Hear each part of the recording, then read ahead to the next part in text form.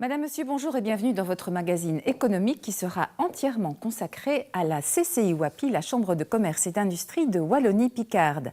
Nous en parlerons avec son nouveau président Pierre Van de Putte et son directeur Bernard Cornelius. Mais tout de suite, je vous propose de découvrir les bureaux, l'équipe et l'émission de la CCI Wapi en compagnie de sa chargée de communication. Reportage sur des images de Jugurtha Sarawi.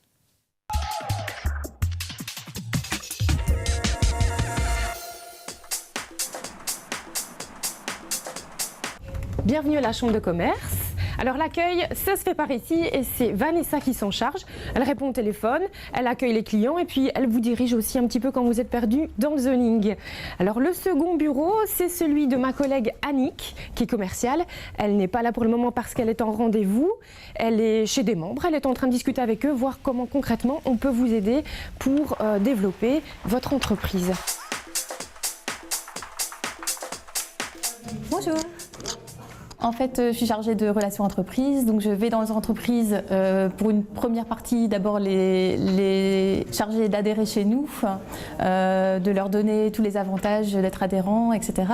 Et une deuxième partie qui est plus fidélisation, où là, je vais voir les gens qui sont déjà membres, leur rappeler nos différents services et voir ce qu'on pourrait faire en plus pour eux.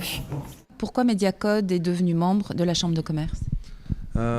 Tout d'abord, c'est pour la notion de réseau. La deuxième, c'est parce qu'on a une possibilité de visibilité via toutes les publications qu'ils font. Et la troisième, si je résume vraiment, c'est parce que nous, on a un métier de service. Et quand un client vient nous voir, on a des startups. Et en connaissant les services de la CCI, on peut aussi les rediriger vers la CCI pour bénéficier de traductions, de guichets d'entreprise et de cette notion de réseau aussi également. Le troisième bureau, c'est le mien, c'est celui de la communication. Donc, c'est ici que se préparent les différents magazines, le CCI Mag, le Biwapi Mag, aussi la revue de presse, la newsletter. Donc, tout ça, ça se conçoit par ici. Allez, c'est plus court, les titres sont plus visibles. Moi, j'essaye, c'est vrai, parfois je me permets de couper un peu dans les textes, mais je me dis au plus c'est petit, au plus c'est intéressant, ça dynamise un petit peu. Alors, le premier outil dont on dispose, c'est d'abord la revue de presse. Donc, chaque jour, on scrute un petit peu la presse qui se passe sur le net et en papier, évidemment.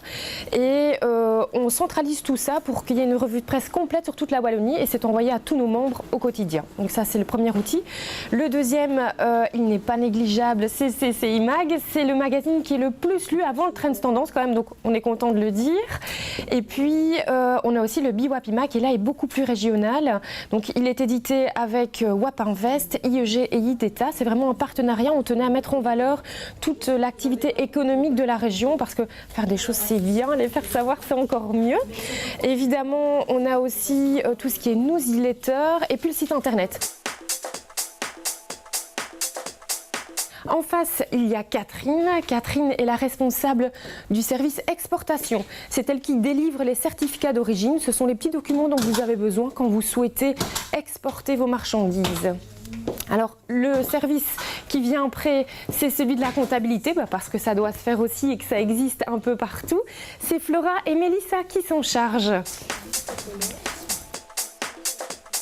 Alors le service suivant, c'est celui du guichet entreprise.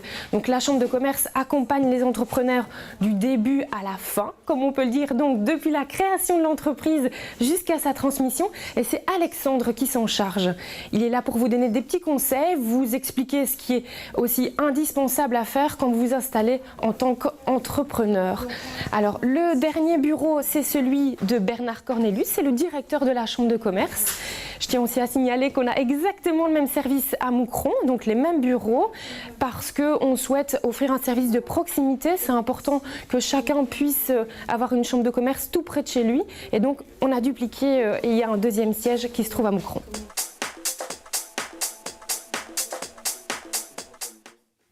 Pierre Van de Putte, Bernard Cornelius, merci de participer à cette émission. Alors Pierre Van de Putte, vous avez pris vos fonctions de président il y a plus ou moins 3 mois et vous pouvez compter sur une équipe d'une dizaine de personnes, une équipe bien dynamique visiblement. C'est extra, je suis vraiment charmé par les images, on voit vraiment le dynamisme de l'équipe. Et donc c'est vrai qu'on a besoin de se faire connaître parce que les gens ne savent pas toujours à quoi ça peut servir une chambre de commerce. Eh bien justement, quelles sont les missions d'une chambre de commerce ? Alors avec mes mots, une chambre de commerce, dans un premier temps, elle doit être à l'écoute de ses membres, de ses futurs membres, être à l'écoute pour comprendre les besoins que nos membres peuvent avoir. Ensuite, c'est les aider à se développer, de préférence durablement. Alors pour les aider à se développer, qu'est-ce qu'on peut faire? On peut les informer via des séances d'information, on peut les former via des séances de formation. On aime aussi motiver, on aime aussi soutenir l'esprit d'entreprise, d'entreprendre dans notre région. Et ce qu'on aime faire aussi, c'est rassembler nos clients, entre guillemets, nos membres. On les rassemble lors de soirées parce que nous croyons énormément dans le réseau de la Chambre de commerce de Wallonie-Picarde, mais dans le réseau des chambres de commerce en général. Rassemblement, fédérer, et quand on a rassemblé, fédéré tout le monde, c'est défendre ce beau groupe d'entrepreneurs, les défendre ou les aider à évoluer encore mieux face aux parties tenantes, à l'ensemble de l'activité économique. Alors, on va développer un peu tout ça tout au long de l'émission.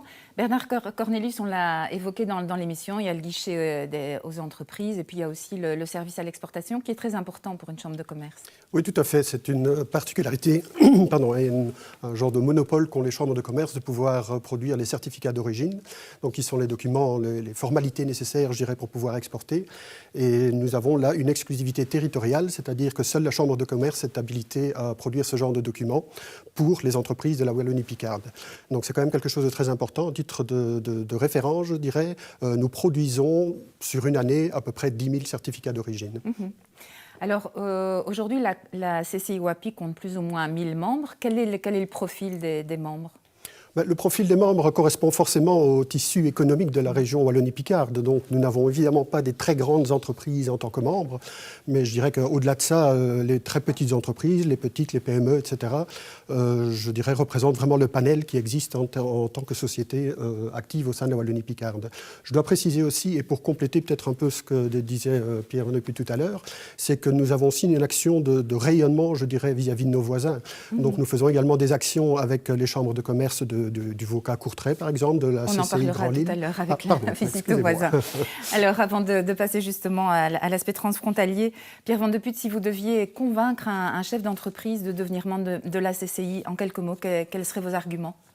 Moi, je lui dirais qu'il apprendrait énormément à rencontrer d'autres chefs d'entreprise. Je pense que le réseau, c'est vraiment quelque chose de fort important. À côté, forcément, de tout ce qui concerne le guichet d'entreprise, on va l'aider à démarrer, à côté de tout ce qui concerne les certificats d'origine et tout ça. Mais je pense que ce qui est fort important, en tous les cas pour moi, pour un entrepreneur, c'est de se retrouver dans une sorte de fédération qui regroupe tous les chefs d'entreprise, les entrepreneurs d'une certaine région, pour partager, pour transmettre aussi, parce que c'est important. Parce qu'en fait, pour récolter, mais on le sait bien, pour récolter, il faut semer. Donc c'est ce qu'on fait à la Chambre de commerce. C'est un des principes de base que nous avons. Alors, chaque année, la Chambre de commerce franco-belge organise ce qu'elle appelle une visite aux voisins. Cette rencontre se fait alternativement en Wallonie-Picarde, en Flandre occidentale ou dans la métropole lilloise. C'était le cas cette année puisque la visite aux voisins était organisée à l'hippodrome de Marc-en-Barœul. Reportage sur des images de Jugurtha Sahraoui.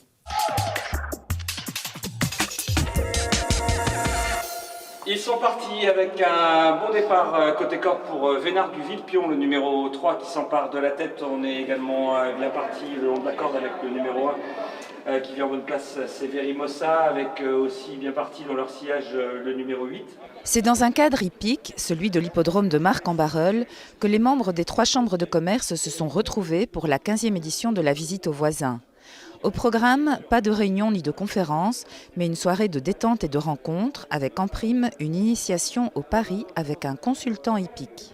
Je sais qu'il y a beaucoup de cartésiens ce soir. Quel est pour vous l'intérêt de ces rencontres franco-belges ? Bien sûr, c'est le réseau. C'est de rencontrer nos voisins, qu'ils soient français ou néerlandophones, et nous devons nous rencontrer. L'Eurométropole est très importante, les enjeux sont énormes, et donc des soirées comme aujourd'hui, c'est une belle occasion de se rencontrer. Notre association compte environ 3500 membres, dont il y a beaucoup de membres qui veulent élargir le business, c'est-à-dire faire du business en France. Vous savez, la France est tout près et c'est un marché d'environ 75 millions d'habitants. Et ce que nous on fait avec la Chambre de commerce Voca, on aide vraiment nos entreprises à faire davantage, mieux encore du business en France. 4e course, le Grand Prix de Lille, ils sont sous les ordres du Startup.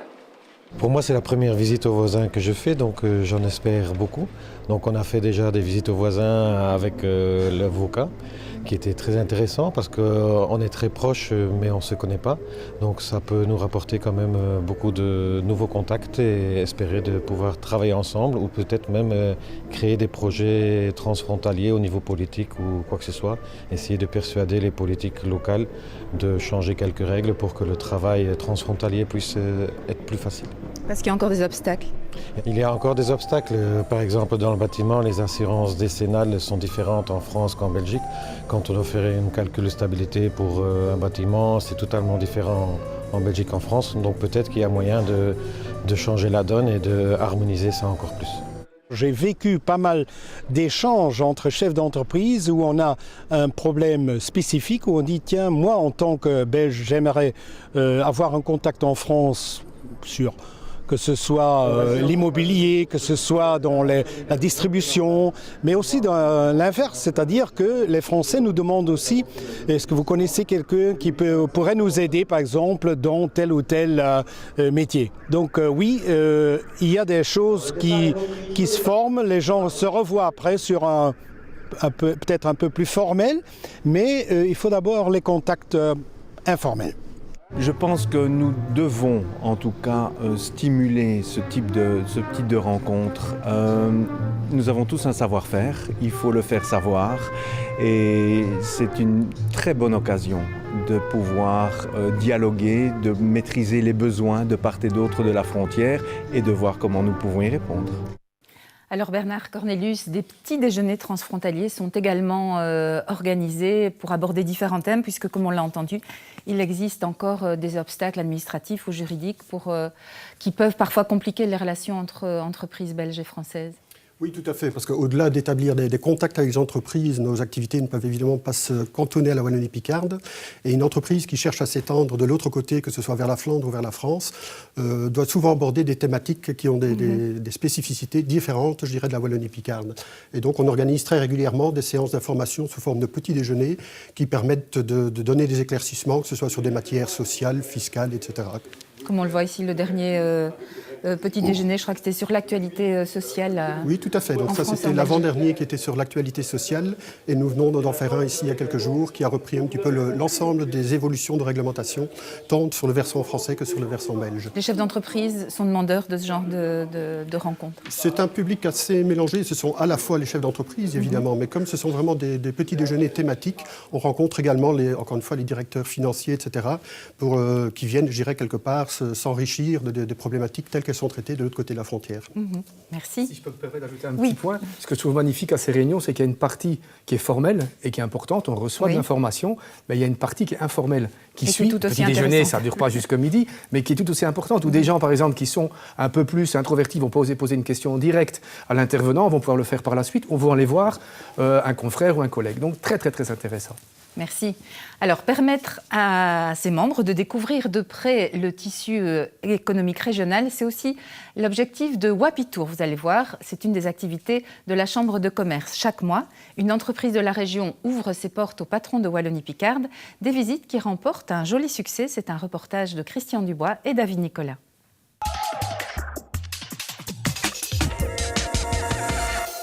Pour son Wapitour d'octobre, la Chambre de commerce a donné rendez-vous ce soir à ses membres à l'entreprise de travail adapté Les Érables. Une entreprise dont les performances réussissent à faire oublier les différences. On est une société exactement comme les autres, sauf que notre personnel est du personnel qui sont reconnus handicapés et donc qui sont subsidiés en partie par la WIP, l'Agence wallonne de l'intégration de la personne handicapée. Ça veut dire que le mot rentabilité est présent, mais qu'on le fait dans un contexte beaucoup plus social qu'une entreprise classique. Au total, près de 120 personnes travaillent ici. La plupart d'entre elles sont atteintes d'un handicap social à des degrés divers. Une bonne partie de l'activité est consacrée à du conditionnement de petites pièces nécessitant beaucoup de main-d'œuvre. L'autre partie a fait des Érables une entreprise de pointe dans un secteur de niche. Nous sommes en fait des confectionnaires industriels et notre cheval de bataille, c'est le matelas isolant. Donc ça veut dire qu'on isole tout ce qui peut être isolé dans une industrie, mais qui n'est pas tuyauterie. Ça veut dire les vannes, des purges, des compteurs, des débitmètres. Vous pouvez expliquer un peu, vous l'avez en main là, c'est quoi ? C'est un matelas, c'est C'est du calorifuge. C'est pour tenir les tuyauteries au chaud, pour pas avoir de perte de chaleur. Ouais, et alors c'est un travail de couture avant tout. Oui, de première base, oui. C'est savoir piquer, savoir servir de la machine, et on a besoin de ça absolument. Il y a une certaine fierté à produire ce genre de... Oui, parce que c'est pas de la routine, hein, c'est toute pièce est unique hein, quand même. Et il faut toujours réfléchir. Commencer dans l'usine, bien qu'on ne le voit pas, mais bon, on doit quand même un peu s'imaginer. Oser montrer ce dont on est capable, c'est la nouvelle philosophie de l'entreprise. La visite de la Chambre de commerce s'inscrit donc parfaitement dans ce cadre. Il y a beaucoup de choses qui sont faites dans notre région qu'on ne connaît pas. Et puis le Wapitour, justement, permet de partir à la découverte, de permettre au monde des entreprises de découvrir les entreprises de Wallonie-Picarde, mais aussi à l'ensemble des stakeholders, à l'ensemble des parties tenantes aux entreprises. Par exemple, on peut imaginer qu'une entreprise va aussi inviter, lors d'un Wapitour, ses voisins, pour que les voisins aussi aient l'occasion de pénétrer dans l'entreprise et de découvrir les trésors qui y sont produits ou fabriqués. C'est découvrir d'autres environnements, d'autres cultures d'entreprise, des activités qui sont parfois complémentaires aux nôtres et qui peuvent créer des liens entre les entreprises et parfois au terme du relationnel de mettre des gens en contact avec des entreprises qui ont été visitées et qui nous permettent de créer un lien social et économique dans la région tournaisienne. Et ce soir, la visite des érables semble avoir comblé les membres de la Chambre de commerce, pourtant habitués au monde de l'entreprise. Alors quelle impression garderez-vous de cette visite, vous, aujourd'hui ? Respect, prise de conscience que l'excellence peut venir d'un point de départ qui finalement est très social, et donc la prise en compte de l'être humain en tant que potentiel que pour satisfaire des besoins et de prendre en compte la chaîne de valeur dans sa globalité.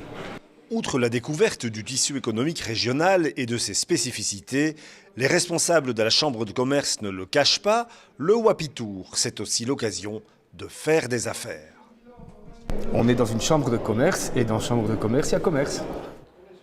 Alors Pierre Van de Putte, pour terminer cette émission, on va parler un peu de vous, parce vous allez donc présider la Chambre de commerce durant 3 ans, mais vous êtes avant tout, vous aussi, un chef d'entreprise. Vous dirigez avec vos 2 frères une société implantée à Moucron et qui produit huile de lin, savon et détergent. Alors Van de Putte, c'est une entreprise familiale centenaire qui ne cesse de se développer. Quelles ont été en 2 mots les différentes étapes de son histoire ? Alors Van de Putte, c'est une histoire d'amour entre une famille et une entreprise.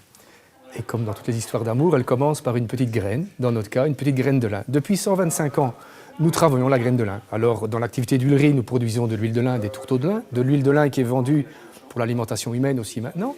Dans la division savon-détergent, nous produisons des savons et détergents à base d'huile de lin, mais aussi à base d'autres matières premières. Et nous avons une 3e division qui s'appelle Van de Putte Oleochemicals, où là, nous développons des produits à base de dérivés végétaux pour remplacer des dérivés pétrochimiques. Alors, quelle est votre fonction dans l'entreprise ? Alors moi, j'ai la grande chance de pouvoir superviser les actions commerciales et marketing de la division savon-détergent. J'adore les produits, j'adore réaliser les choses, les sentir par mes mains, par mon nez, et puis pouvoir les proposer à nos clients. Alors, votre philosophie à vous, j'ai lu ça dans un édito que vous aviez écrit, vous dites toute l'importance de rester connecté à l'humain dans un monde où on est un peu envahi par les nouvelles technologies et la communication virtuelle. Pour vous, il faut privilégier les rencontres. Ben oui, c'est un message que je donne aussi en tant que patron, mais aussi en tant que papa, que époux, que ami, que oncle, etc. Parce que je trouve qu'aujourd'hui, on communique trop facilement via téléphone, via SMS, via mail. Ça peut faire énormément de dégâts. Moi, j'aime bien une bonne discussion franche. De temps en temps, on peut encore se taper sur l'épaule. Si ça va bien, tant mieux. Si ça va pas bien, il faut le dire aussi. Mieux vaut le dire par des mots que par des lettres. Alors, autre message, en quelques mots, vous dites qu'il faut prendre du temps pour soi, pour pouvoir aborder plus sereinement la vie professionnelle. C'est ce que vous faites. Je crois que c'est vraiment important, parce que ça ne veut pas dire que je m'épanouis énormément dans mon métier, je m'épanouis énormément à la Chambre de commerce, mais on a tous besoin d'un équilibre personnel aussi. Donc dans mon cas, c'est par le sport. J'ai énormément de plaisir à aller courir le samedi matin, ça me permet de me ressourcer. Mais je ne suis pas un cas unique, hein. Il y a beaucoup d'autres entrepreneurs qui sont comme moi, chacun trouve son bonheur à côté de son grand bonheur qui est son entreprise. Pierre Van de Putte, Bernard Cornelius, merci beaucoup d'avoir participé à cette émission. Merci à vous de l'avoir suivie. Si vous l'avez pris en cours, sachez qu'elle est rediffusée plusieurs fois durant la semaine et que vous pouvez la voir sur le site internet de nos télés. La semaine prochaine, vous avez rendez-vous avec Xavier Simon pour un Label Éco plus festif. Au revoir, merci. Merci.